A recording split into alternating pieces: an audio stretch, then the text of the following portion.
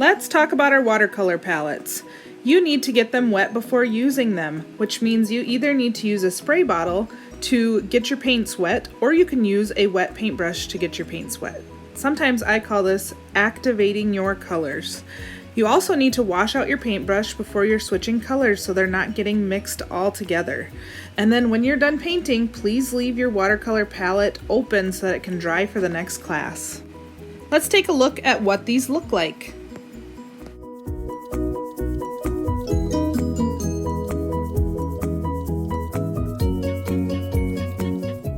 The next thing we need to talk about is our paintbrushes. So when you are going to choose a paintbrush, make sure that you're looking at the size. Are you painting on a really big paper? Do you need a really large paintbrush?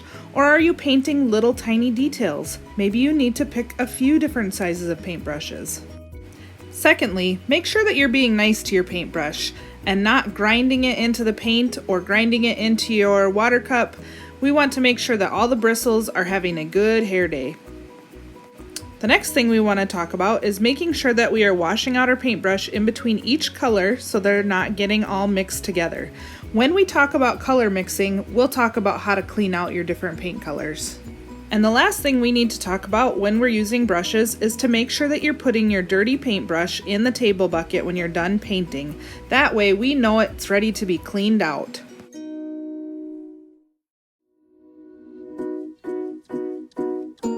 The next supply is an easy one. Make sure you're always grabbing a paper towel anytime that you're painting.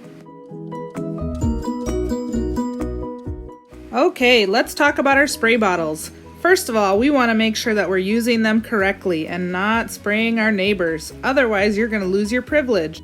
So the ways that we're going to use the spray bottles in the art room is to spray your paint palette to get it wet. Remember, I called it activating your palette.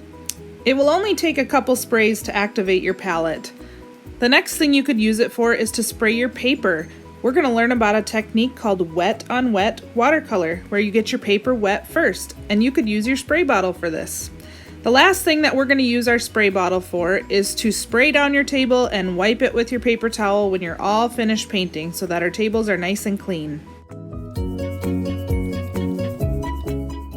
The next supply that you're going to need is a water cup. Make sure that you only fill your water cup up halfway and that you're walking very slowly so that we don't have any spills in the art room. Please remember to pour out your dirty water into the table bucket when you're all done painting so that we're never walking around the room with dirty water. The last supply that we're going to talk about today for watercolor painting are watercolor pencils.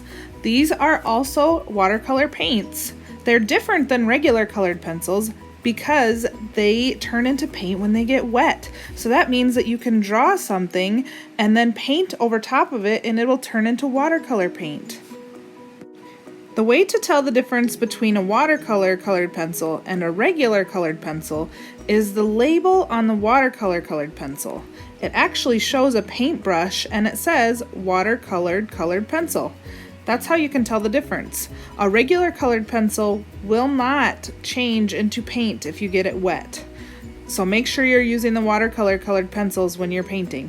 Also, please make sure that you are not taking the pencil and dipping it into the water, or the wood around the outside of the lead is going to crack and it will break our pencils.